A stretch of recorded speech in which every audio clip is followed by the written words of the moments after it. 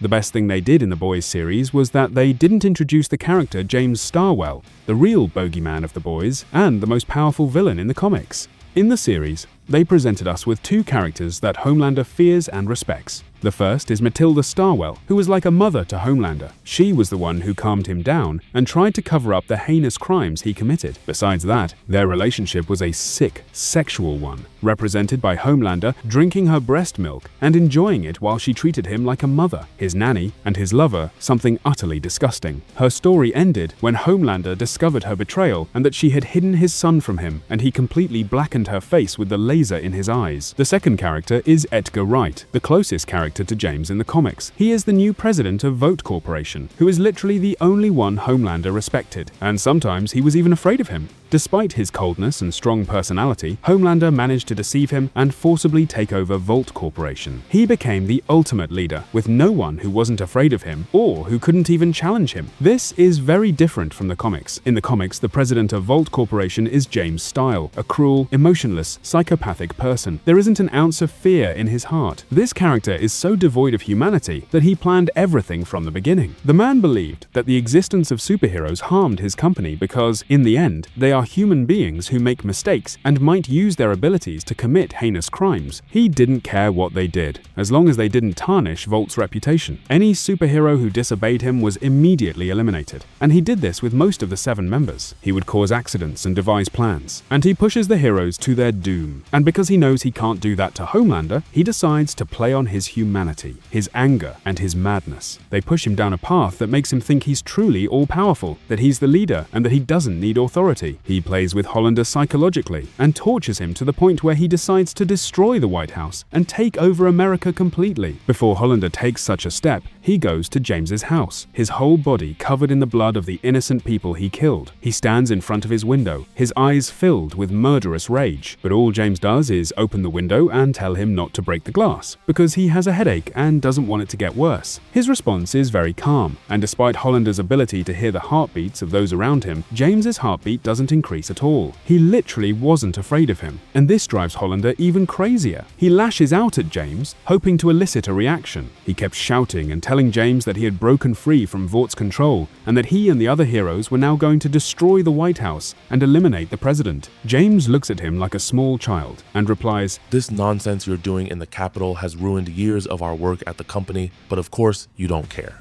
Homelander laughs. "Yeah, I'll take everything from you. I'll show you your worth." The siren sounds and the guards come out. All James does, he calls the security management and tells them he doesn't need help. Homelander continues with a smile. "A wise move. No one can save you while I'm cutting you in half and skinning you alive with my own hands." James remains calm. Homelander starts to get angry. James replies, "You've never impressed me. Think about it. Nothing you've ever done in your life has caught my attention or even shown any kind of creativity. You're more despicable than the smallest living creature on Earth. Any piece of scum like you, if he had your abilities, would do exactly what you're doing. What else are you going to do? Kill the president? Destroy a few planes? Slaughter a few families? The behavior of a pathetic, spoiled brat. All he does is embarrass his family." He looks the other way without interest and continues, "I'm just glad I won't be alive to see all this." He gets up and heads towards the window, continuing his insults to Homelander. "I could jump out of the window right now and save you the trouble of killing me." Homelander is surprised by his response and replies, "You think I want or need to impress you?" James doesn't respond and looks at him with contempt. Here, Homelander goes crazy and explodes in his face. You wait, and I'll show you, you bastard. I'll make the world kneel before me.